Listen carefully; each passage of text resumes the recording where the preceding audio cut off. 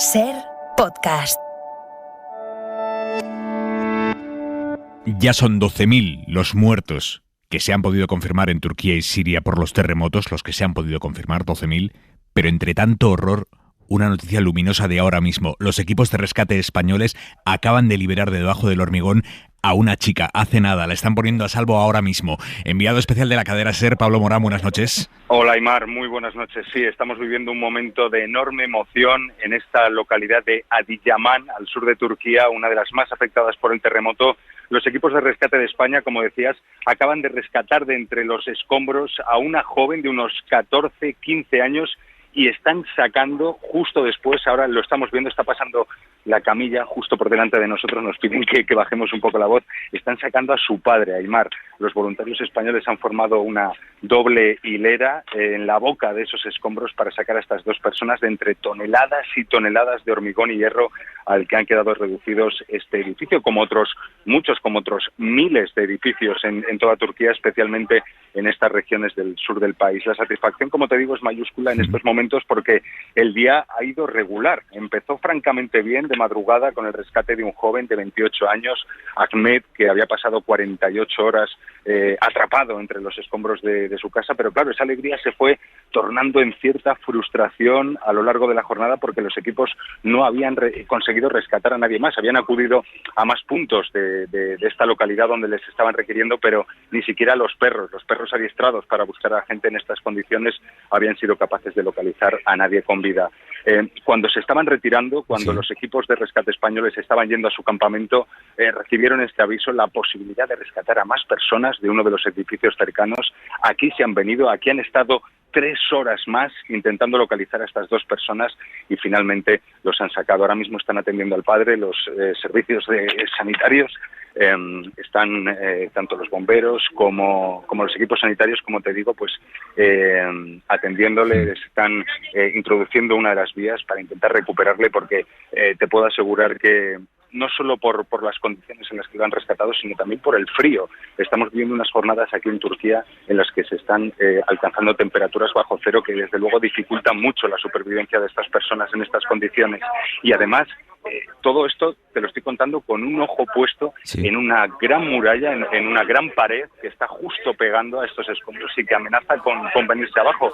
Eso es lo que permite prevenir, precisamente, evitar más daños mayores. Es lo que permite la tecnología que se han traído los equipos españoles. Tienen un láser apuntando a esta pared enorme de 4 pisos para calcular si se produce algún movimiento, por pequeño que sea, por milímetro que sea, ese dispositivo avisaría a estos equipos de que se tienen que evacuar para evitar daños mayores. Pero como te digo, la noticia en estos momentos es el rescate de estas dos personas, una joven de 14 y 15 años y también de su padre. Pablo, ¿consta si hay más personas con vida en ese punto concreto o se descarta? Pues fíjate, es que estamos ante una enorme montaña de escombros, de hormigón, de hierro, de ladrillos, de restos de cristales. Es imposible saber exactamente cuántas personas puede haber ahí dentro, porque recuerda que el terremoto se produjo de madrugada, cuando las personas estaban en casa durmiendo, y posiblemente la cifra de víctimas mortales aumente en las próximas jornadas, porque es imposible calcular ahora mismo la cantidad de personas que pueden estar sepultadas en este punto. Mira, podemos hablar ahora mismo, o te puede escuchar ahora mismo, Ramón, que es uno de los líderes de estos equipos de España. Voy a poner el pinganillo. Ramón, ponte por aquí si puedes, para que te pueda escuchar Aymar Bretos, que te saluda desde Madrid. Aymar, te puede escuchar Ramón. Hola Ramón, buenas noches. Buenas noches. Y nos acaba de contar, Pablo, que han conseguido rescatar a una chica de entre los escombros. Cuéntenos exactamente cómo ha sido. Sí, pues nada, estamos todo el día peleando con diferentes escenarios para ver si cumplimos el objetivo del viaje que hacemos de encontrar víctimas con posibilidades de sacarlas con vida. Y durante todo el día hemos estado en 7 o 8 escenarios valorándolos y no había ninguna posibilidad de sacar ninguna persona con vida, con lo cual había que desestimarlos. Y a última de la tarde, a las 6 de la tarde, cuando volvíamos a campo base, nos ha aparecido esta oportunidad que nos han llamado la atención de que había posiblemente un escenario de un derrumbe total con víctimas con signos de que estaban en vidas. Hemos venido a valorarlo y efectivamente se oían señales de que posiblemente había gente con vida. Nada, hemos estado peleando desde las 6 de la tarde y hemos acabado ahora a las 12 de la noche. Un rescate muy dificultoso y nada, ha sido con éxito. Vamos a intentar recuperar la calidad del sonido, por favor, Ramón. Le voy a pedir a mi compañero Pablo, le voy a pedir que le diga a usted, a mi compañero Pablo, que le coloque a usted el teléfono tal y como lo tenía él, que a él lo escuchábamos perfectamente, porque quiero seguir preguntándole acerca de este rescate, completado ya el rescate de la joven, la adolescente, y por lo que nos ha dicho Pablo, ahora van a intentar sacar al padre.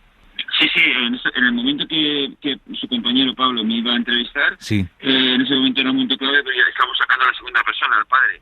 Y hemos retrasado esta entrevista por eso, porque lo estábamos sacando en ese momento. Le confirmo que sí, que ya lo hemos sacado. ¿Y cómo están? Pues están muy bien, la verdad. Para el tipo de derrumbe que había, que es un derrumbe total, con un espacio de supervivencia muy pequeño, la verdad que solamente había en principio una contusión en el hombro de la chica, y en principio el padre pues no se le veía una lesión grave aparente. La verdad que han tenido mucha suerte. Así que están los dos conscientes. Sí, estaban conscientes. En todo momento hemos interactuado con ellos desde fuera, nos oían, nos contestaban a los estímulos que nosotros les damos, y eso nos anima a nosotros y a ellos para mantenerse activados y con ilusión de salir, claro. Antes nos ha enviado Pablo un sonido de cómo ustedes comentaban entre ustedes mismos, escuchamos una voz que va en esta dirección. Eso entiendo que es fundamental a la hora de localizar a estas personas, la dirección de la voz, cómo llegan a ellas. Sí, lo que hacemos es llamar la atención de la gente que está en una situación de angustia, pues cambiando, que haya un impasse en el sonido que ellos extienden del exterior. Por ejemplo, producimos un silencio absoluto para que ellos les llamen la atención de que hay un cambio en el entorno exterior, y cuando ellos llamamos su atención con ese silencio absoluto, seguidamente les llamamos para que ellos entiendan que estamos buscándolos a ellos. Ya. ¿Saben si hay más personas con vida debajo de esas mismas ruinas de ese edificio? A ver, seguramente habrá en un escenario como este, con tantos derrumbes, seguramente habrá personas con vida bajo los escombros. La dificultad es localizarlas, ¿vale? Entonces, lo que no es menos cierto que han pasado 72 horas desde que se produjo el seísmo, y las posibilidades de encontrar personas con vida disminuyen exponencialmente. Pero vamos, en un escenario como este, decir que no hay ninguna persona en estos momentos con vida, nosotros no negamos a creerlo. Seguro que hay personas con vida. ¿A partir de qué momento, de cuántas horas tras el derrumbe se pierde la esperanza? Pues hombre, depende de muchos factores, depende del nivel de tratamiento, depende del hueco de supervivencia que tienen. Hay veces que a lo mejor se quedan en un hueco de supervivencia que tienen víveres cerca. Otras veces, si el hueco de supervivencia, el nivel de tratamiento es muy alto, tienen alguna hemorragia o una herida que es incompatible con la vida, pues es que depende de muchas cosas. ¿Qué siente uno en este momento cuando sabe que acaba de salvar una vida? Pues hombre, mucha emoción, la verdad, porque no es fácil dejar a tu familia, que tu familia entienda que te vas a un catástrofe, que te juegas el tipo, fin. Llevamos 3 noches sin dormir para estar aquí trabajando, y bueno, la verdad es que es un momento especial. Puede que su familia le esté escuchando ahora a través de la radio, y no me imagino otro escenario en el que puedan estar más orgullosos de usted y de su equipo. Pues sí, la verdad es que sí. Me imagino que sí. No sé las palabras ahora. La verdad es que no sé las palabras. Está muy emocionado, está recibiendo las felicitaciones a Aimar de todos sus compañeros. Ramón Pérez Ibáñez, que es el líder, el coordinador de este grupo del Bomberi Ure. Tenemos también aquí a Moisés, tenemos a mucha gente muy buena. Bueno, todos los compañeros son unos cracks, la verdad, porque no sé, yo soy una labor de equipo, yo soy uno más. Ramón, muchísimas gracias, de verdad. Gracias. Nada, un placer. Es muy importante, Aimar, sí.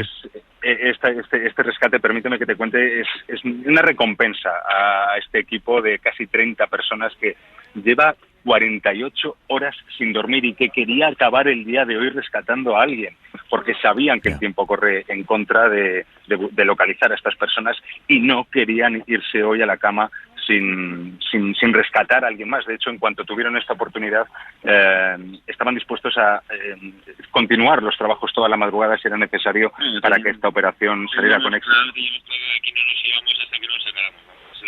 Eso vamos, es indudable, es innegociable. Aquí no se va nadie hasta que no sale. Pues lo han conseguido. Así es. Los equipos de rescate Muy bien. acaban de conseguir, los voluntarios españoles acaban de conseguir salvar 2 vidas dentro del infierno que estamos contando, 12.000 muertes, por lo menos. Los voluntarios españoles acaban de conseguir, a las 10 de la noche, hora española, salvar 2 vidas. En la cadena SER, hora 25. Aimar Bretos.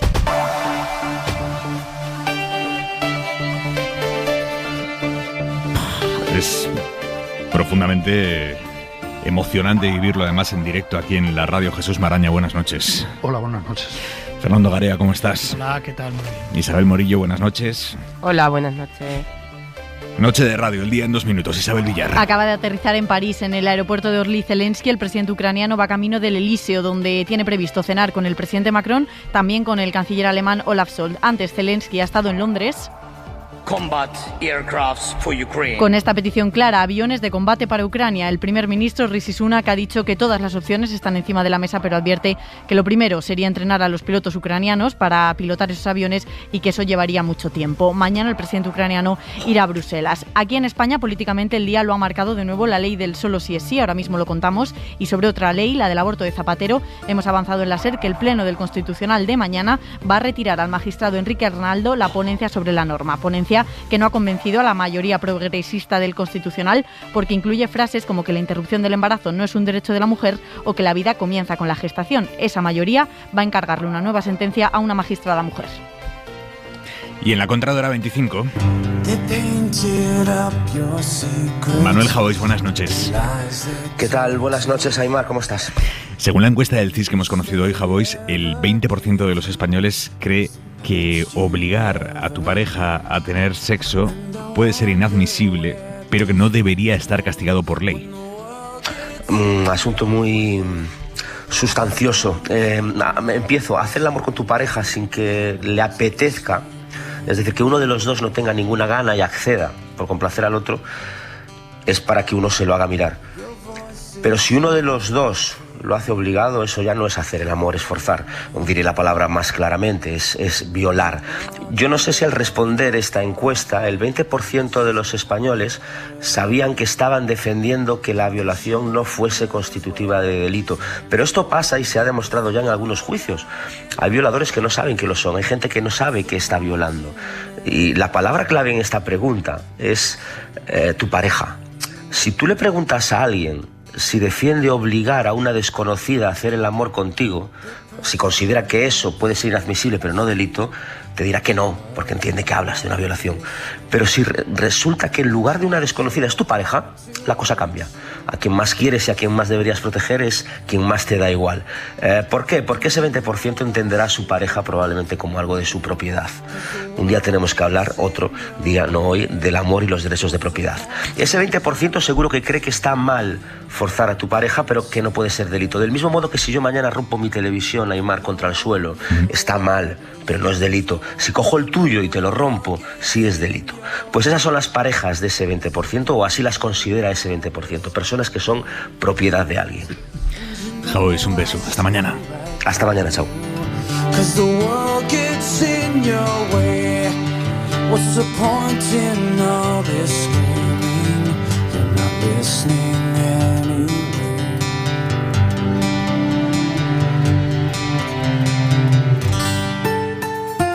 Hora 25. Aimar Bretos. Al lado de lo que acabamos de contar en directo desde Turquía, todo lo demás palidece, pero hoy aquí en España la noticia pasa por una frase que es la que ha pronunciado la ministra de Justicia en el Congreso. Asumo en primera persona lo que pueda pasar. Creo que tenemos que actuar para blindar los derechos y las libertades de las víctimas. Asumo en primera persona lo que pueda pasar. Está en una posición delicada la ministra de Justicia después de que sus explicaciones ayer aquí en la cadena SER sobre la proposición de ley del PSOE para reformar el solo sí es sí esas explicaciones hayan servido precisamente para desdibujar los argumentos que venían usando los socialistas para justificar cómo proponen reformar ellos la ley. Ahora, si se demuestra que hay violencia e intimidación, que es muy sencillo probarlo, porque con una herida ya se puede probar que esta frase ha habido violencia. Le está saliendo políticamente muy cara a Pilar Llop, incluso dentro de su partido. Nos contaba hoy cómo muchos se han llevado en las últimas horas dentro del PSOE las manos a la cabeza. Y ella, la ministra, ha intentado hoy darle la vuelta a este asunto en una sucesión de entrevistas. David Junquera, buenas noches. Buenas noches, Aimar. Hoy lo del zapping no funcionaba. Llop estaba en el 3 del mando a distancia. Hemos actuado con una solución técnica. Luego en el 5. Yo creo que lo que hemos hecho es asumir la responsabilidad. Hasta llegar al 6. ¿Usted en algún momento se ha planteado dimitir? Mira, yo estoy por encima de todas esas cosas. Penitencia para la ministra de Justicia después de su paso ayer por la SER, donde fuentes socialistas reconocen que pecó al relacionar agresión sexual y heridas. Sobre Llop descansa el peso de cerrar la crisis de la ley del solo sí es sí, y ella lo asume. Asumo en primera persona lo que pueda pasar. En cualquier caso, la olla del Congreso no ha parado de pitar. Y ya son 415 los delincuentes sexuales que han visto reducidas sus condenas. Yo me hago responsable de las acciones del gobierno. Me hago responsable, señoría, de un gobierno feminista. A pesar de que desde el PSOE han querido bajar la presión. Yo creo que la ministra estuvo acertada y estuvo rigurosa en lo que comentó en la cadena SER. No es cuestión de ministerio. Partido Socialista ahora le toca hablar con todos los grupos y empezar las rondas de conversaciones habitual. Esos grupos a los que apela Montero dan a entender que están por la labor de negociar. Por nuestra parte, la solución llegaría esta tarde, pero sí que es cierto que entendemos que hay un montón de derivadas, hay un montón de sensibilidades, de problemáticas. Pero la derivada Unidas Podemos parece por el momento difícil de resolver. Hay dos fuerzas políticas en este gobierno, una fuerza política que cuando se produce una ofensiva mediática, política y judicial como la que está viviendo la ley solo sí es sí, pues defiende los avances, en este caso los avances feministas, y otra fuerza que no, y eso forma parte de la tensión que se ha ido viviendo durante toda la legislatura entre quienes queremos transformar y quienes no. Una tensión en curva ascendente, otra curva que el gobierno tiene que doblegar. Junquera, gracias. Es llamativo cómo ahora mismo la gestión política de este asunto está poniendo en una situación delicada a la única ministra relacionada con este asunto que no estaba en el gobierno cuando el Consejo de Ministros parió esta ley. Asumo en primera persona lo que pueda pasar, es la frase del día. Garea. Sí, es todo muy sorprendente. Yo creo que en este tema, desde hace mucho tiempo, todos los pasos que se van dando de la gestión del asunto conducen al desastre. Ayer la intervención de Llop aquí en la cadena SER efectivamente dio argumentos precisamente a los contrarios a ella dentro del gobierno, y lo de hoy ha dejado un poco en el aire esta cosa de la responsabilidad de una forma un poco extraña, porque es una ministra que normalmente ha guardado silencio en el gobierno.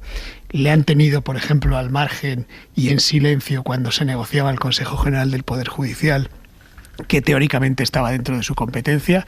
Ha estado también al margen, que sepamos, en la negociación y tramitación de la reforma del Código Penal en los delitos de malversación y sedición, cuando el conflicto del Tribunal Constitucional estas Navidades también estuvo completamente al margen, y de la propia ley del sí es sí también ha estado al margen públicamente en las declaraciones, y de pronto le hacen salir, yo diría que como cortafuegos de una situación políticamente muy mala para el gobierno y para el presidente del gobierno.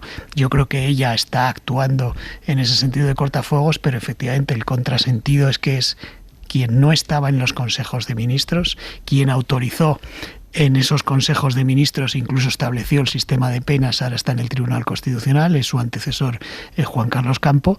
Ella llegó cuando ya estaba en trámite parlamentario, y lo que sí se le puede reprochar es que ayer una de las cosas que explicó aquí en la cadena SER es el tema de cómo estaba más penado determinados delitos, los delitos de robo, los delitos sexuales. Si ella ve que eso es un problema y que es una cosa a corregir, ¿por qué no advirtió mientras estaba en el Ministerio de Justicia y se estaba tramitando en el Parlamento esa ley? Quiero decir, tiene también su parte de responsabilidad, pero desde mi punto de vista no es ni muchísimo menos la única responsable, ni la más responsable, ni siquiera está en los principales responsables de este desastre. Morillo.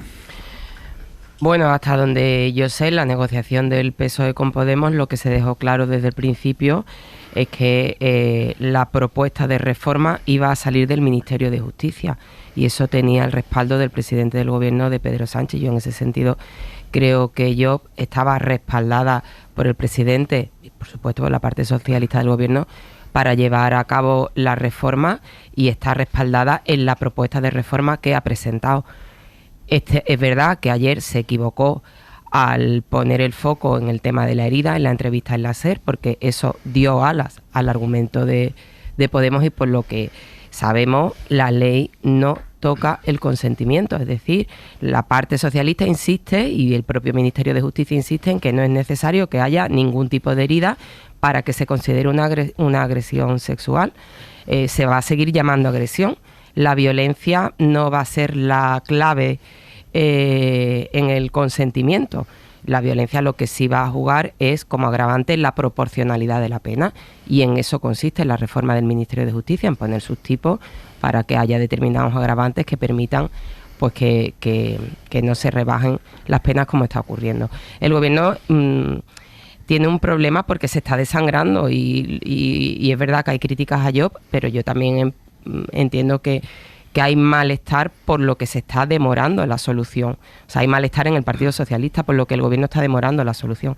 O sea, desde noviembre, Montero, la ministra de Hacienda, salió a decir que se iban a tocar, que la ley se iba a tocar, porque en noviembre ya sabíamos que había este efecto de las rebajas de condena, y que había un efecto social poderoso, y había un daño y una preocupación y un daño electoral. El presidente, que en esos momentos, si no me equivoco, estaba de viaje en Bali, mandó parar esa reforma, y desde noviembre hasta aquí llevamos 2 meses enredados en los que el Gobierno se está desangrando y para mi gusto suicidando políticamente. O sea, yo creo que cuanto antes mejor. El lunes decían que al día siguiente iban a registrar la propuesta de reforma en el Congreso, y ahora no van a seguir negociando. Cuando ya hoy otra vez asumen que con Podemos no van a poder negociar mucho más, e incluso se abren a aprobar la propuesta de reforma con el PP. No sé, creo que cuanto más vueltas se le dé a esto, peor. Y ya, aparte del desgaste del Gobierno y del daño, es que hay un agotamiento. O sea, yo no sé, yo creo que este tema ya es de verdad fatigante. Esto es agotador ya de una vez, que tomen la medida que tengan que tomar, que adopten la solución que tengan que adoptar, y que cierren esto de una vez. Maraña. Pues del mismo modo que en distintas ocasiones en esta legislatura algunos hemos defendido que tenemos que acostumbrarnos a lo que significa un gobierno de coalición, con socios que tienen posiciones distintas en muy variados temas, etcétera. En este caso, en el de la llamada ley del sí es sí, a mí me parece que el error ha sido, una vez que se aprueba en Consejo de Ministros y se aprueba con la mayoría parlamentaria de la investidura esta ley, es un error, a mi juicio, que no se haya asumido como gobierno unitario. A partir de ahí ha empezado un festival, a mi juicio, en el que se ha utilizado todo tipo de, por un lado, de argumentos sensatos, racionales, de alarma, de escándalo ante algunas rebajas de penas y excarcelaciones, lo hemos hablado muchas veces, no tantas como de vez en cuando se transmite, ¿no? Y incluso en paralelo a lo que han podido ser revisiones de penas en otras reformas del Código Penal, pero en este caso el foco está donde está, el escándalo ya está en la calle, y por lo tanto se actúa. A mi juicio el error es actuar con una división que no se corresponde con el momento en que se aprueba esa ley.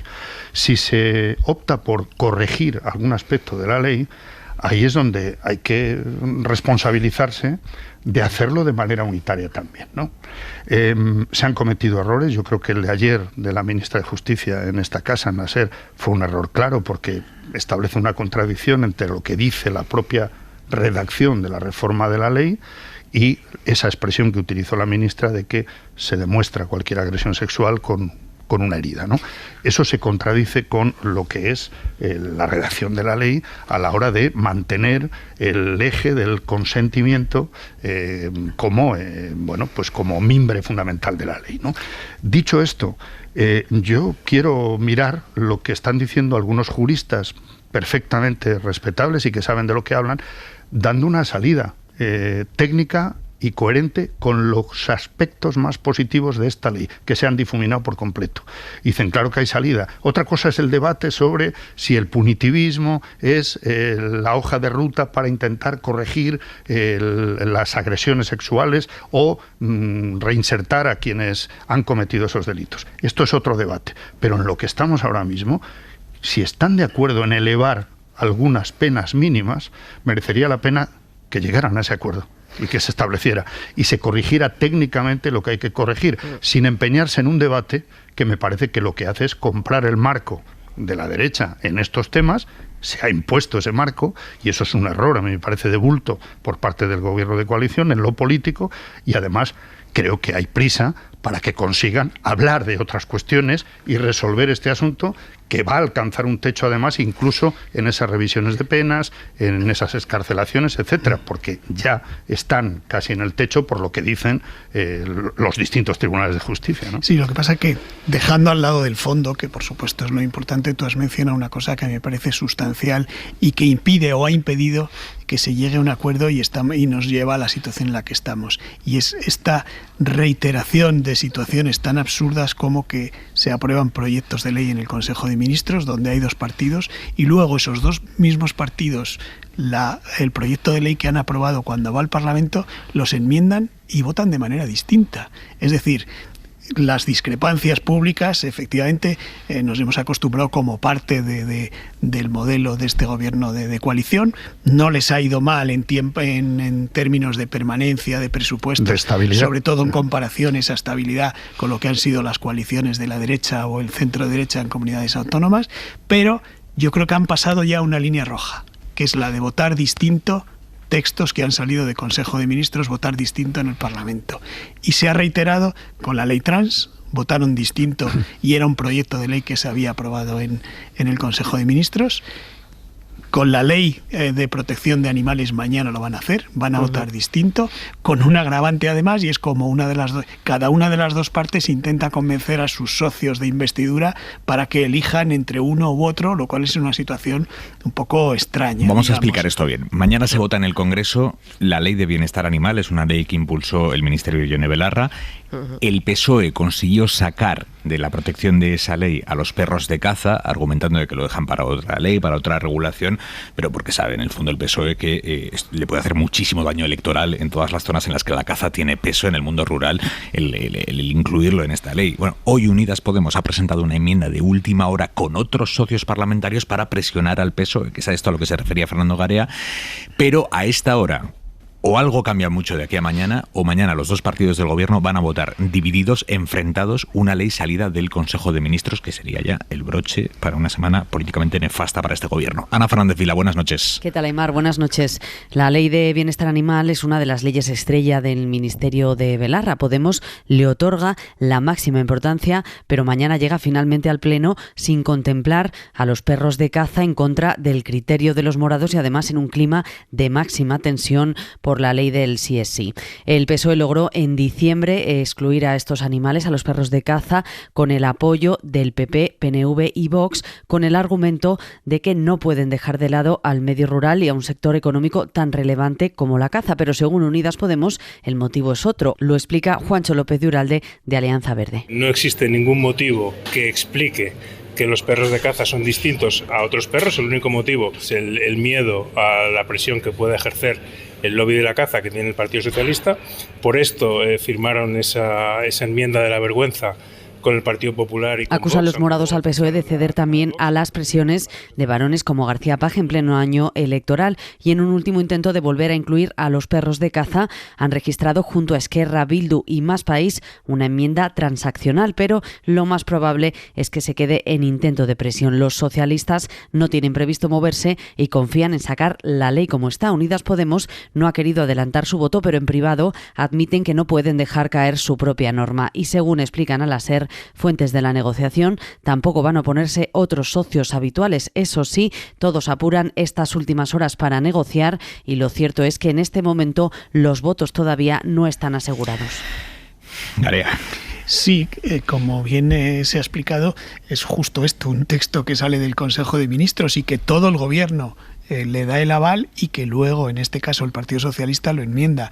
Ocurrió con la ley trans. Con la ley trans, de repente el Partido Socialista dijo, vamos a presentar estas enmiendas para dar garantías a esta ley. Esas enmiendas suyas decayeron, con lo cual, siguiendo su argumentación, habrá que pensar que el Partido Socialista es consciente que se ha aprobado una ley que no tiene todas las garantías suficientes, según su propia argumentación. Y hay algún ejemplo similar, por ejemplo, con la ley de vivienda. El proyecto de ley salió del Consejo de Ministros, y es decir, lo aprueba el Gobierno en pleno, y a continuación va al Parlamento, y entonces el PSOE da marcha atrás y lo deja muerto, lo deja bloqueado, y probablemente no se aprobará en esta legislatura. Y de nuevo vuelve a pasar con la proposición de ley del sí, que modifica una ley aprobada por el Gobierno y que además probablemente, salvo que haya acuerdo, provocará una votación distinta de los socios de Gobierno. A mí me parece que esa línea roja de las votaciones distintas sobre leyes me parece que es muy importante por una coalición, unido a lo que algún dirigente socialista llama la pérdida de respeto entre nosotros, dicen ellos. Es decir, el hecho de que una parte del Gobierno acuse a la otra de aprobar el Código Penal de la manada, me parece muy grave, sentándose los dos en el mismo Consejo de Ministros. Por tanto, me parece que se ha pasado todas las barreras. Morillo. De hecho, aquí con el tema de la ley de caza hay muchísima indignación en el PSOE por un vídeo que distribuyó, en el que sale Lili Bestringe, que es actual secretaria de Estado en el Ministerio de Ione Belarra, un vídeo donde pone a Pedro Sánchez la cara de Abascal. O sea, yo creo que efectivamente, si eso no es faltarse el respeto entre socios de gobierno. Y después a mí hay otra cosa que me llama muchísimo la atención. Hablamos, bueno, es el primer gobierno de coalición en España, es normal que haya discrepancias, al final se salvan siempre. Bueno, como se atascan las cosas en el Consejo de Ministros, damos una patada hacia adelante y llegan al Congreso, pero vamos, esto que ha relatado Garea perfectamente y que estamos viendo que está pasando de forma habitual, mañana otra vez con la ley de animales. Yo en gobiernos de coalición en Andalucía, que he visto muchos, nunca en la vida lo he visto. O sea, las leyes de los gobiernos de coalición, si no había acuerdo, no llegaban al Parlamento. Se peleaban ahí dentro y se ponían en el capítulo del debe de la coalición y del pacto de investidura, de lo que fuera. Pero al Parlamento allí a marear la ley y encima con una debilidad parlamentaria como la que tiene la coalición, que no es que ellos dos sumen, sino que tienen que buscar alianzas allí en la Cámara Baja, pues no sé, es una técnica que se ha impuesto en esta legislatura. Yo la veo un poquito kamikaze y aparte desgasta muchísimo y hace que leyes que son buenas en el fondo al final queden fagocitadas por el ruido y por la pelea. Si no se han dado cuenta de eso a estas alturas, cuando quedan 7 meses para las generales, no sé cuándo se van a dar cuenta, porque después tendrán que volver a pactar si ganan las elecciones, claro. Bueno, una pequeña discrepancia. O sea, yo creo que lo de que no se ha visto en otros gobiernos de coalición, claro, es que en otros gobiernos de coalición lo que hemos visto es que se rompían. En Andalucía, en Castilla y León, etcétera, etcétera. Es verdad. Y lo que apuntaba antes Fernando, claro, el empeño en algo que me parece que tenían y tienen razón, la estabilidad, porque siempre se ha adjudicado a este gobierno de coalición desde el primer minuto no solo una ilegitimidad, sino una debilidad o una falta de estabilidad por discrepancias permanentes. Se ha ido demostrando que las cuestiones principales se iban aprobando, se iban tomando medidas, sobre todo ante las crisis más profundas que ha habido. La pandemia, la guerra de Ucrania, la crisis energética, la inflación, etcétera. Entonces estamos en un punto en el que yo creo que hemos llegado al límite en el que tendrían que reflexionar sobre lo que es el manual de instrucciones del gobierno de coalición. Ha funcionado en lo esencial y se han olvidado de algo que se ha demostrado y está estudiado en todas partes. El gobierno de coalición en Alemania, cuando se ha producido, etcétera, etcétera. Hay que pactar también las divergencias. Y cómo se comunican las divergencias y cómo se gestionan. Bueno. Y en esto estamos en una fase ya de periodo absolutamente electoral y además yo creo que con un elemento que es inédito, que está en el propio gobierno, que es la fractura o la división o la incertidumbre entre uno de los socios y su futuro liderazgo, que es Yolanda Díaz. Es que todo esto lo condiciona absolutamente. Claro. Entonces, y ya termino, me parece fundamental que los socios de la coalición asuman cuáles son las prioridades. de qué temas no tiene el menor sentido, a mi juicio, elevar a discrepancias fundamentales en este punto a las puertas de dos citas electorales fundamentales. Creo que es un ejercicio de responsabilidad que tienen que hacer las dos partes, cada una en su proporción, sí, pero tienen que hacerlo. Yo creo que uno de los valores fundamentales de este gobierno es el de la estabilidad, sobre todo de dónde veníamos y viendo cómo están otros países y otras administraciones en España. Yo creo que ese valor de la estabilidad se le reconoce, y probablemente por no quebrar ese valor de la estabilidad es porque a veces cuando se produce alguna cosa de estas el gobierno se mantiene. Ya hubo antes de verano un intento en un Consejo de Ministros con una discusión muy fuerte justo tras la cumbre de la OTAN, precisamente por las conclusiones de la cumbre de la OTAN, pero se superó.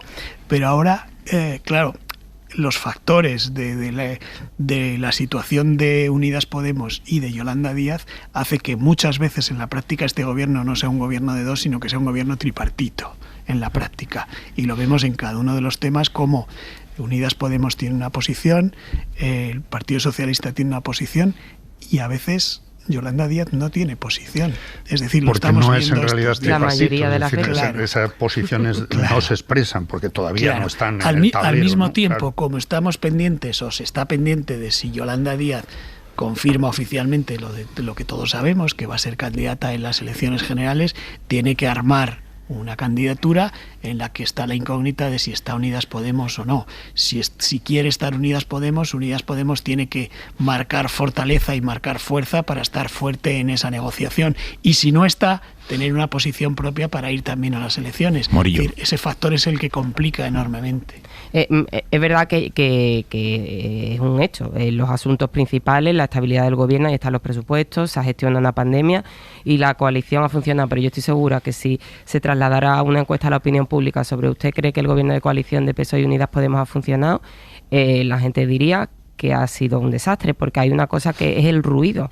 Y el ruido ha sido atronador durante mucho tiempo, y además a veces con asuntos que no se merecían ese ruido. O sea, yo estoy convencida de que si vuelven a repetir esta fórmula, deberían de cambiar muchas de las cosas que han ocurrido. Y después, claro, el hecho, voy un poquito más allá de lo que ha dicho Fernando, no es que, o sea, lo que habéis dicho los dos, hay un tripartito, es verdad. Yolanda Díaz siempre está de perfil, o sea, PSOE y Unidas y Podemos al choque de trenes, y Yolanda Díaz siempre de perfil en tierra de nadie, porque en el fondo sabemos que muchas veces se quería posicionar con el PSOE, pero como tiene que construir un espacio con Podemos y tiene que hacer unas listas y tiene que hacer un proyecto político que no sabemos cuándo se va a concretar ni cómo, pues está atada de pies y manos para liderar nada en muchas ocasiones, en muchas de estas negociaciones, ¿no?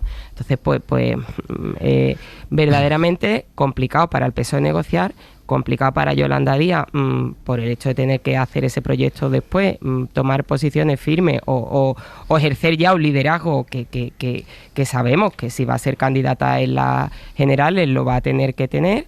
Y después tenemos a Podemos que no pone nada fácil, porque hay liderazgo dentro del gobierno, hay liderazgo en Podemos, está el liderazgo todavía de Pablo Iglesias, en fin, que desde la Ágora también manda. Yo no sé exactamente, o sea, es muy complicado, la verdad. Marañón. Bueno, lo de que la opinión pública mayoritariamente diga que este gobierno es un desastre, no lo sé, no se ha preguntado, no si es verdad. El funcionamiento de la coalición, perdón, si he dicho el gobierno. Quiero decir que es importante también valorar que cuando se pregunta por las medidas que ha ido tomando el gobierno, hay una mayoría bastante amplia que apoya esas las principales medidas, ¿eh? Y luego lo que hay es un desgaste político evidente, ¿no? Y esas fracturas, esas divergencias pasan una factura, eso es evidente. Por eso me parece que el momento en el que estamos, y no es un momento de un minuto ni de un día, pero es una reflexión que creo que conviene, porque ha habido cesiones ya en este asunto del sí es sí. Parece, por un lado, aparentemente, que las posiciones están absolutamente enrocadas, cuando llevamos unos cuantos días escuchando a la ministra Montero diciendo asumo que hay que elevar penas. A la ministra de Justicia hoy mismo diciendo asumo la responsabilidad del cambio que hay que hacer aquí, y al presidente del gobierno diciendo asumo que hay que corregir los errores que se han cometido. Bueno, ese elemento que tiene un desgaste, que ya llevamos 2 meses y pico de desgaste constante, debe llevar a una reflexión para que se valore ya no digo a 2, sino incluso a 3, decir, oiga, ¿pero qué pasa más factura? ¿Asumir juntos los errores y dar una salida y empezar a hablar de lo que más importa en este punto en el que estamos, en este calendario en el que estamos, y con las prioridades que tiene la gente, la mayoría de la gente y del electorado, o seguir en la disquisición de si, con todos mis respetos, la ley de bienestar animal permite cazar unos votos en no sé qué segmento o en otro? Me parece que si se pierde de vista la almendra de este asunto, que es demostrar, oiga, el gobierno de coalición ha sido útil, ha tomado las medidas que había que tomar, ha cambiado completamente las políticas ante una crisis de las que veníamos, etcétera. Si no se tiene claro eso, efectivamente se irá de error en error y eso seguirá provocando desgaste. Bueno, dejadme que os cuente una noticia que hemos adelantado al inicio de la 25 hoy aquí en la SER, y es que el Pleno del Tribunal Constitucional le va a retirar mañana al magistrado Enrique Arnaldo la ponencia sobre la ley del aborto. Este magistrado, muy polémico, a propuesta del PP, ya no va a ser el ponente de la sentencia después de que su propuesta no haya convencido a la mayoría progresista que controla el Constitucional. Tampoco siquiera a los conservadores, porque Concepción Espejel también está en contra, pero porque la considera demasiado light. Bueno, la mayoría progresista, con el presidente Conde Pumpido a la cabeza, va a encargarle mañana una nueva sentencia a otra magistrada, Miguel Ángel Campos. El Pleno retirará mañana la ponencia a Arnaldo porque este no aceptará modificar su texto de acuerdo a las peticiones de la mayoría, y esta la entregará a otro magistrado de la mayoría progresista, preferentemente mujer, y que tenga la menor carga de trabajo, según fuentes del tribunal, para que en un mes pueda presentar el nuevo texto para su aprobación definitiva. Aunque la ponencia de Arnaldo solo cuestiona la constitucionalidad de uno de los preceptos de la ley de Zapatero, el de la información a la mujer, la mayoría rechaza con rotundidad su texto por introducir frases como que la interrupción del embarazo no es un derecho de la mujer o que la vida comienza con la gestación. También por lo que no dice, Arnaldo no se pronuncia sobre la ausencia de consentimiento paterno a la mujer que quiere abortar con 16 años porque el PP derogó ese artículo. Pero la nueva ley repesca esa posibilidad y que el Constitucional no se postule al respecto o acepte las frases de Arnaldo abre la vía a futuros recursos. Hora 25. Aimar Bretos. Termina un día más sin que Abascal y Tamames hayan oficializado su pacto para la moción de censura. Se le está haciendo una bola enorme este asunto a Vox. Hoy Sánchez se ha mofado así de esta indefinición. En fin, esto de la moción de censura, usted es un maestro del suspense. Ni Hitchcock, Ni Hitchcock. ¿Van a mantener al señor Tamames como precandidato o candidato a la moción de censura, sí o no? ¿El señor Tamames de 2023 sería capaz de encarcelar al señor Tamames de 1973 como hizo Franco con él? Porque esta es la cuestión, señoría. Hoy Tamames no ha visitado ningún plató, que eso ya es noticia en comparación con lo que llevamos esta semana, pero antes de que lo vuelva a hacer, antes de que vuelva a ir a alguna entrevista en las que está tan cómodo y antes de que siga contando detalles de su conversación con Feijóo, esa que tuvieron hace unas semanas, en el PP han decidido hoy hacer ellos una voladura controlada del tema y difundir ellos antes la versión del líder del PP, que es que Feijóo, intentando disuadir a Tamames de que fuera el candidato de la moción de Vox, le dijo esa frase: si fueras mi padre no te dejaría hacerlo. Mariela Rubio, buenas noches. ¿Qué tal? Buenas noches, Aimar. Sí, fuentes de la Dirección Nacional aseguran que el líder del PP trató de disuadir a Ramón Tamames pidiéndole que no aceptase el encargo de Vox. Santiago Abascal llamó la pasada semana a Feijóo para comunicarle que había ofrecido al catedrático ser el candidato de la moción. Poco después fue el propio Tamames el que también llamó a Feijóo para confirmarle que lo estaba valorando. En esta última conversación, el líder del PP trató de convencer a Tamames de dar un paso atrás. Lo hizo diciéndole: si fueses mi padre no te dejaría hacer esto. El catedrático le pidió que confiara en él, a lo que Feijóo respondió que la moción era un disparate que servirá a Sánchez para cambiar la conversación. Desde Génova, estas mismas fuentes insisten en que si la moción finalmente se presenta, el PP optará por la abstención, ya que resulta, es textual, muy difícil plantearse el voto a favor. No sería propio de un país serio. Es increíble cómo se le está, gracias Mariela, cómo se le está enquistando a Vox la operación Tamames Morillo. Sí, yo creo claramente que de esta moción de censura, si finalmente se formaliza y se produce ese debate, el gran ganador va a ser el PSOE y Pedro Sánchez. No tengo ninguna duda, es que es todo surrealista. Y aparte el PSOE, si es hábil, unirán el mismo bloque al PP y a Vox, pese a que el PP no ha respaldado la moción, ha dicho que es un disparate desde el primer momento. El PP está incomodísimo, porque claro, si al final lo que se confrontan son dos modelos, uno que el gobierno diga, oiga, una moción de censura es una cosa muy seria, de hecho Pedro Sánchez llegó al poder por una moción de censura, y esto que están ustedes haciendo, PP y Vox, es un esperpento, por mucho que el PP diga, yo no voy a votar, yo me voy a abstener, yo no tengo nada que ver, ahí está el bloque de las derechas en uno solo, ¿no? Entonces, pues, no sé, claro, es que Vox, la política de Vox tiene estas cosas, golpes de efecto, titular mucho Twitter, mucho eso, lo que ya sabemos que hace la extrema derecha y a lo que juega, pero no tiene fondo ninguno, no tiene consistencia ninguna. Esto es, vamos, a mí me es verdad que no debería, pero me da un poquito de risa todo, la verdad. Es un esperpento, todo. Desde cuando se planteó, lo que está tardando, el candidato, las declaraciones del candidato.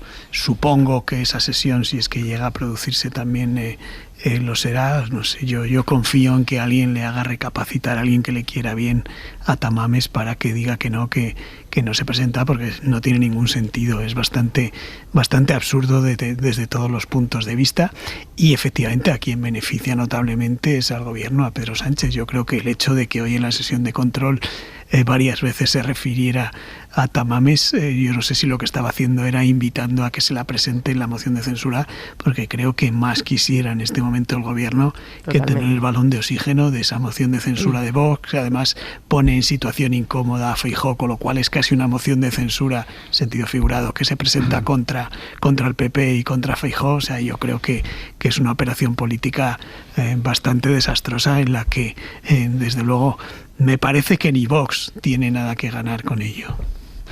Sí, efectivamente, yo creo que es un esperpento y una falta de respeto al Parlamento, a la institución. Claro, ¿no? Banaliza el procedimiento. Claro, banaliza el instrumento. Todo el mundo sabe que no, fuera quien fuera el candidato, no va a ninguna parte. Es verdad que Feijóo anunció su abstención antes incluso de conocerse la oferta a Tamames. Yo no entiendo en absoluto que llevemos casi una semana escuchando tanto a Tamames como a Vox que se lo están pensando, no se sabe qué es lo que están pensando, ¿no? Cada vez que Tamames concede una entrevista se ve en profundidad el mayor disparate, es decir, las discrepancias absolutas de cómo puede defender pues alguien que, con todo el respeto a su evolución ideológica, pues habiendo sido un luchador antifranquista, pues cuando se le pregunta, oiga, ¿y usted cuando escucha a Abascal decir que este es el peor gobierno de los últimos 80 años? ¿Qué piensa? Y entonces, claro, tiene que salir por peteneras para no contradecirse a su propia biografía, ¿no? Y a una parte muy respetable de su propia biografía. Es una falta de respeto a la institución, al Parlamento, y yo creo que además Santiago Abascal, después de manejar unos cuantos nombres más, ha llegado a este punto con Ramón Tamames, en el que me parece que se está yendo de las manos, igual que en su momento la anterior moción de censura efectivamente era contra el PP, y hubo ahí un pulso y salió como salió, pero ahora empieza a ser una especie de tiro en el pie contra sí mismo, ¿no? Si el PP lo manejara bien, también tiene una posibilidad de que le funcione. Es decir, yo creo que al PP le funciona esto de convertir a Vox en un partido, lo voy a simplificar, en un partido friki, en un partido que no es serio, que no es fiable, que hace cosas como el vicepresidente este que tiene en Castilla y León, que tuvo a Macarena Olona con aquella campaña en Andalucía.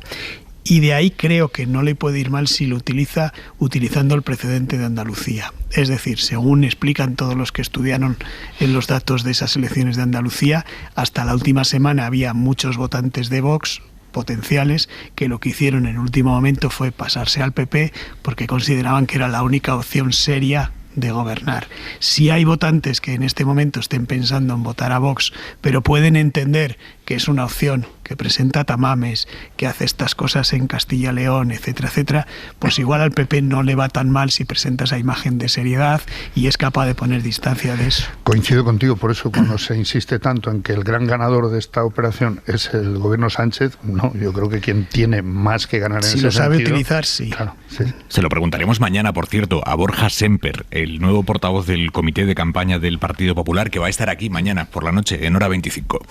Son las 11:05 de la noche, las 10:05 en Canarias, y hoy quiero contarles la historia de un viacrucis político, consecuencia de esta moda de judicializar permanentemente la política, usar los tribunales y usar las denuncias como un arma de erosión contra los adversarios políticos. Unos años después de que Manuela Carmena se convirtiera en alcaldesa de Madrid, algunos miembros de su equipo empezaron a sospechar que los contratos que el anterior equipo municipal, el de Ruiz Gallardón, había firmado con una empresa, la empresa promotora del Open de tenis, podían tener algún tipo de irregularidad. Eran contratos por los que esa empresa privada recibía muchísimo dinero público. Estos miembros del equipo de Carmena contrataron a 2 despachos de abogados para que investigaran posibles irregularidades en esos contratos. La justicia tiempo después, confirmó que estos cargos públicos actuaron porque existían fundadas y razonables dudas de la legalidad de esos contratos y que lo hicieron con la única finalidad de proteger los intereses públicos. Esto lo terminaría diciendo la justicia tiempo después. Pero en aquel momento, lo que hizo el PP de Madrid, que acababa de pasar a la oposición, Almeida estaba ya a la cabeza, era el líder de la oposición, lo que hizo el PP de Almeida fue denunciar a estos 2 concejales de Carmena por una supuesta prevaricación y malversación, por haber usado dinero público para investigar esos contratos y por haber contratado supuestamente a esos despachos a dedo y sin publicidad. Bien, el PP llegó a pedir 5 años de cárcel para aquellos concejales de Carmena, 5 años de cárcel y 24 años de inhabilitación para ocupar cargo público. Estos concejales tuvieron que depositar hasta 57.000 euros de fianza de su dinero.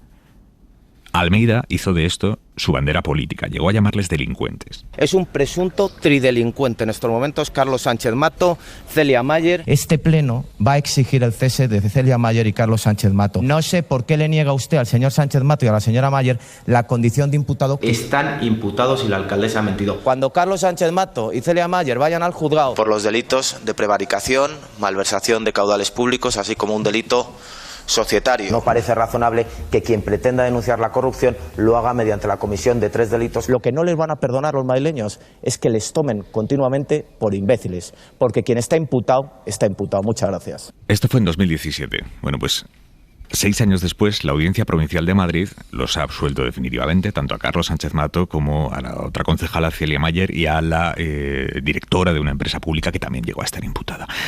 El PP ha renunciado a recurrir, así que esta absolución ya es firme, y lo ha declarado la audiencia, que absuelve por completo a estos exconcejales y que además se condena al PP a pagar las costas del proceso porque el partido actuó con temeridad. Esta sentencia llega, 6 años después, con el daño político ya causado, y Almeida, que impulsó aquella operación siendo alcalde de la capital. Carlos Sánchez Mato, buenas noches. Muy buenas noches, Aimar. ¿Qué supone para usted esta absolución? Pues una gran satisfacción, lógicamente. En primer lugar, te agradezco muchísimo, de verdad, que nos deis la oportunidad de que esto no quede en una esquinita de la comunicación del día. Hay muchísimas noticias, seguramente muy importantes, pero ha sido casi 6 años de calvario ante una actuación muy clara que perseguíamos, como ha dicho la Audiencia Provincial y ha confirmado el Tribunal Superior de Justicia de Madrid, perseguíamos defender el interés público. Y claro, pues que ocupe un ratito en tu programa, pues de verdad es de agradecer. Muchas veces nos quejamos precisamente de que no se tiene tanta importancia los archivos ¿no? que las imputaciones.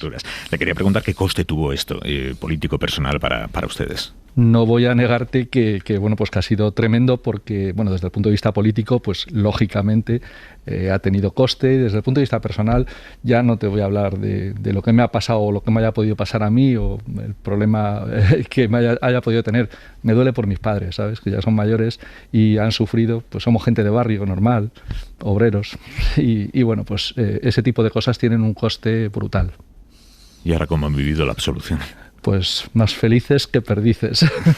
Claro, porque bueno, pues el orgullo que puedes sentir, en este caso mis padres, pues porque bueno, pues para lo que nos educaron, fue para proteger los intereses generales. Yo eso lo he mamado en casa y mi actividad política desde pequeñito, porque desde que tengo uso de razón, aunque no haya sido más que cargo público 4 años, pues he estado en política, en la política de mi barrio, de la economía a nivel internacional, bueno, pues en ese tipo de cosas. Defender los intereses generales es lo que hicimos cuando, bueno, pues hicimos esa confluencia de Ahora Madrid que llegó al gobierno de la ciudad. Después de valorar el contenido de aquellos informes jurídicos que encargaron ustedes y por los que después les persiguieron jurídicamente, porque lo que describe la sentencia es básicamente una persecución jurídica, porque llega a decir que el PP actuó con temeridad. Ustedes presentaron una denuncia por prevaricación administrativa por malversación ante la Fiscalía, pero terminó archivado. ¿No había caso Open? Bueno, vamos a ver. Hemos presentado en varias ocasiones porque una de las cosas que hicimos desde el área de Gobierno, de Economía y Hacienda que yo dirigía fue una auditoría de la deuda y de las políticas públicas. No solamente hicimos una gestión que yo creo que debería ser el centro de nuestra actuación política. Reducimos la deuda de la Ciudad de Madrid más de 2.950 millones de euros y además lo hicimos compatible con un incremento de la inversión social de 1.000 millones de euros. Hicimos compatible esas dos cosas, pero también investigamos las tropelías y el mal uso del dinero público anterior. Y eso el PP no lo quiso soportar. Actuaron de una manera, bueno, pues no de una hostilidad política lógica, sino pues con una denuncia en los tribunales falsa, como se ha demostrado, y además ayudándose del comisario Villarejo, que participó en la operación. Bueno, porque pues, de las acusaciones había una asociación de la que después se supo que detrás estaba Villarejo. En efecto, Transparencia y Justicia, que ya ha actuado en más ocasiones, y hubo audios que vosotros mismos publicasteis de Esperanza Aguirre hablando con el comisario. Bueno, pues de esto también hablaban. Lógicamente, lo que hizo Transparencia y Justicia, el comisario Villarejo, es sostener la acusación que si no hubiera podido ir adelante del Partido Popular. Una pena, ¿no? La extorsión fue hasta el punto de que hasta el propio comisario Villarejo, a través de su abogado, dijo que si nos retirábamos, Izquierda Unida y Podemos, de la acusación en tándem, recordemos, en el año 2017, que aquí paz y después gloria, que se retiraban. A raíz de la absolución, ¿alguien del PP le ha contactado, le ha pedido perdón? Bueno, eso obvio decir que no. Ni va a haber petición de disculpas, ni van a reconocer lo que hicieron. Es lógico, yo lo entiendo, evidentemente no lo justifico. Entiendo que la única forma que tienen, en este caso el Partido Popular, pues es intentar extender la especie de que todos somos iguales. Es una imagen, pues bueno, pues que es potente desde su punto de vista. Estamos ante una banda organizada para delinquir. Eso es lo que digo de manera clara. El Partido Popular así ha actuado en las administraciones públicas y especialmente en el Ayuntamiento de Madrid. Claro, una banda organizada para delinquir se defiende, entre otras cosas, haciendo ver a todo el mundo que, bueno, pues que los que llegan para limpiar esas administraciones públicas corruptas, pues son igual que ellos. Y no es así. ¿Qué conclusiones saca de todo esto después de estos 6 años? ¿Llegó a sentir temor real a que lo condenaran? Sí, 5 años de cárcel. Tenía claro que me iban a condenar. Te lo digo, y fíjate que yo soy una persona optimista, de verdad muy optimista. Sé que todo era impecablemente riguroso desde el punto de vista de la contratación, que todo había sido hecho de una manera absolutamente y escrupulosamente legal, pero bueno, también hay personas condenadas, bueno, pues a las que yo conozco y aprecio, pues como el propio Alberto Rodríguez o Isabel Serra, que son inocentes, tan inocentes como nosotros, y están condenados. Por lo tanto, sí, yo pensaba que ante una persecución como la que se estaba llevando a cabo, pues bueno, pues podía acabar condenado. Le preguntaba qué conclusiones ha sacado de estos 6 años. No quiero que nadie piense que bueno, pues que no merece la pena implicarse en política ante actuaciones tan lesivas para el interés general como las que ha tenido o ha llevado a cabo el Partido Popular. Es un poco un aviso a navegantes: no te metas y no te metas para hacer las cosas bien y de otra manera, porque vas a acabar mal. Y yo lo que quiero es animar a la gente a lo contrario, a que la gente se implique, a que la gente sea consciente de que tenemos la obligación de participar en lo público de manera activa y que este tipo de cosas pues nos pueden tumbar, pero nos levantamos. Carlos Sánchez Mato, muchas gracias, buenas noches. Gracias a ti. ¿Qué conclusiones se pueden sacar de esto, Morillo?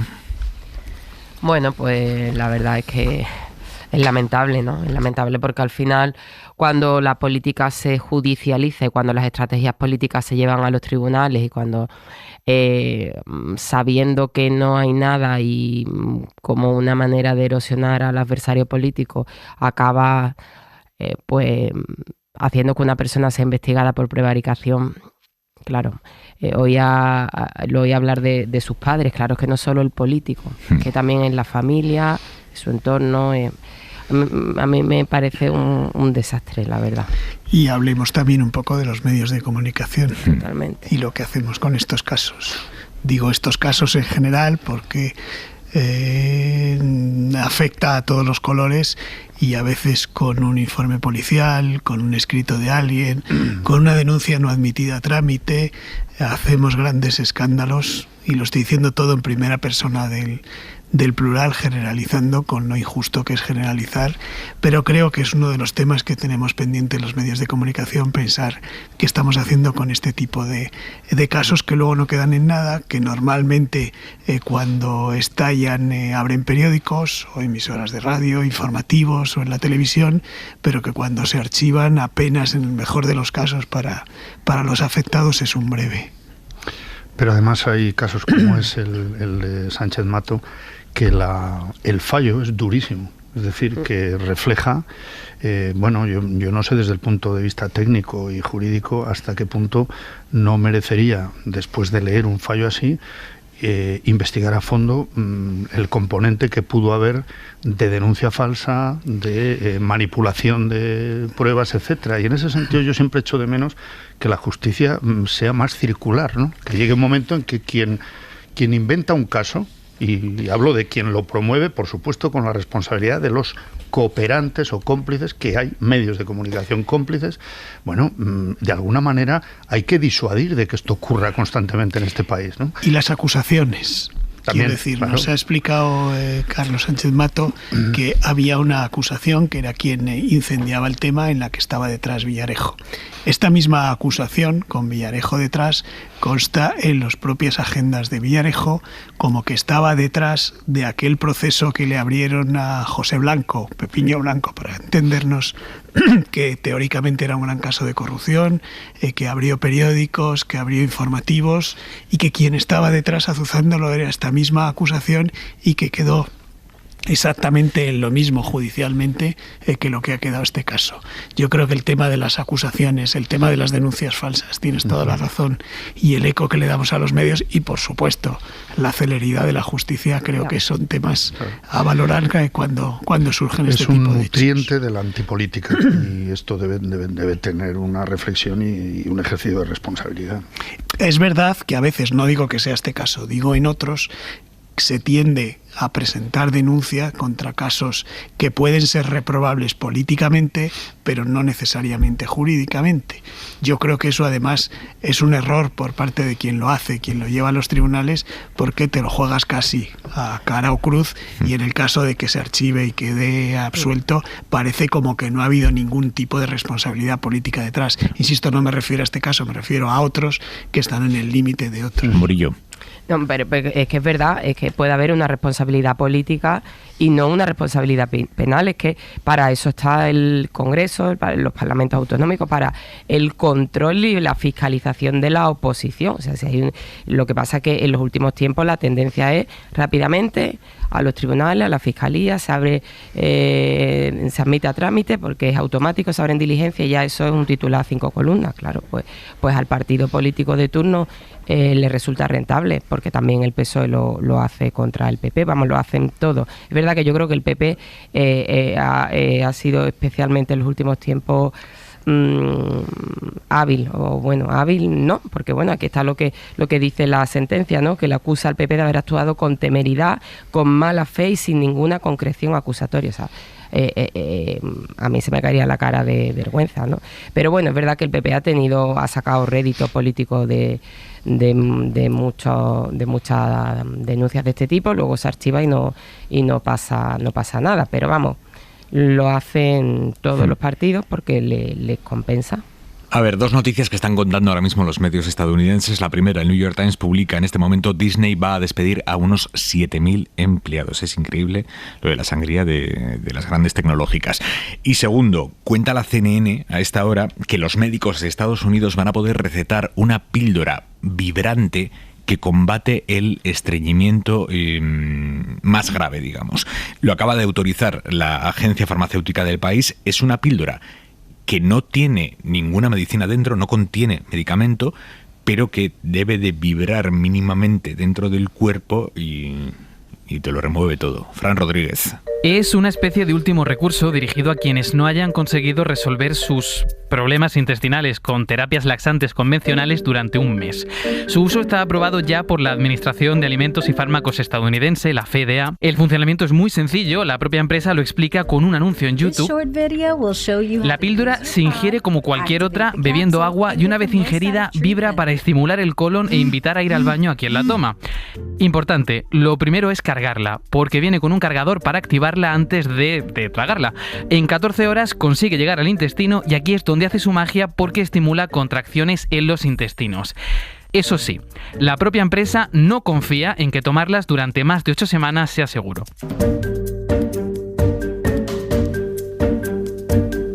Y hablábamos de Disney, otra noticia relacionada, por cierto, con las tecnológicas y las plataformas de streaming.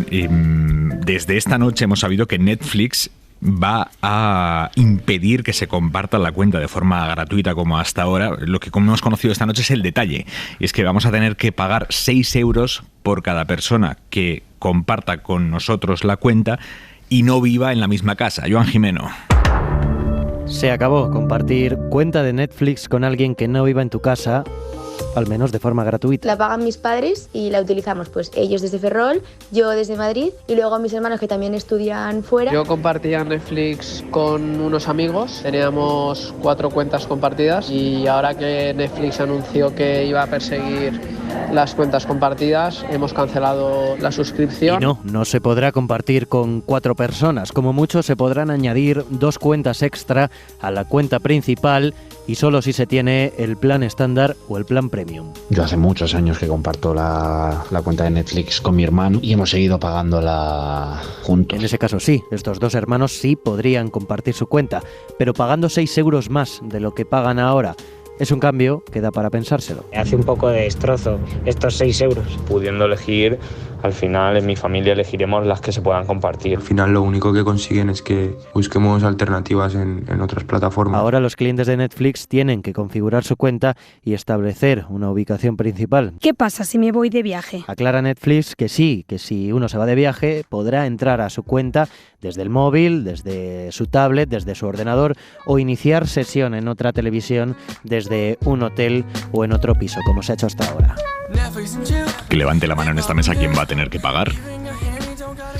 Yo ni comparto Netflix ni tengo estreñimiento.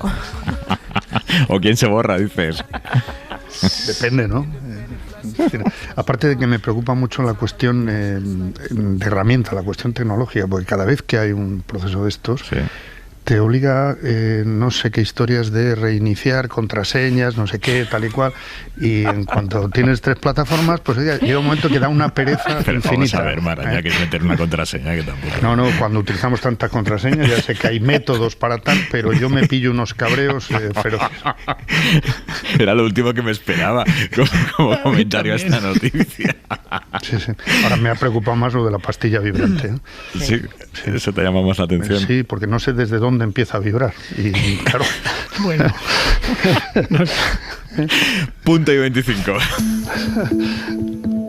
Soledad Gallego Díaz.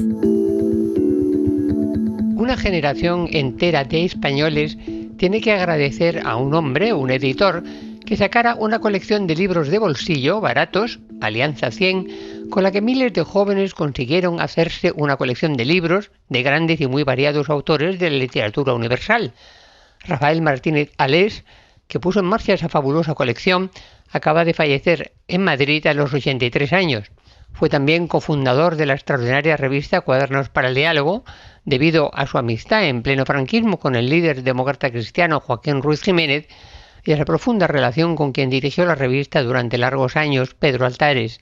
Rafael Martínez Alés puso a disposición de toda una generación centenares de libros a los que no se podía acceder de otra manera. Permitió que hiciéramos con muy poco dinero un auténtico acopio de libros y nos permitió no parar de leer y conocer a decenas de autores a los que no hubiéramos podido acceder de otra manera. Como responsable de la editorial de Cuadernos, lanzó un libro insólito que tuvo un éxito fulgurante: Camina o revienta, las memorias de El Lute. Gracias por todo, Rafael. Punto y 25. Y con el Mundial, con el Madrid ya en la final del Mundial de Clubes. Manu Carreño, buenas noches. Hola, Aimar, ¿qué tal? Ha sufrido, ¿eh? Iban 1-2 y el equipo egipcio ha estado buscando el empate, pero al final el Madrid ha ganado 1-4 y está en la final del Mundial de Clubes, que se juega el sábado a las 8 de la tarde. Real Madrid contra el Al Hilal, que siempre suena más bonito que si hubiera sido un Al Ahly contra un Al Hilal. O sea, Al Ahly Al Hilal hubiera sido más feo que un Real Madrid Al Hilal. Estarás conmigo, Aimar. Apasionante. No, tal cual.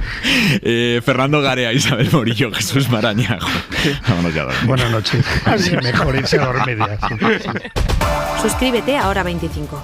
Todos los episodios y contenidos adicionales en la app de Cadena SER y en nuestros canales de Apple Podcast, Spotify, iVoox, Google Podcast y YouTube. Escúchanos en directo en la SER de lunes a viernes a las 8 de la tarde. Cadena SER. La radio.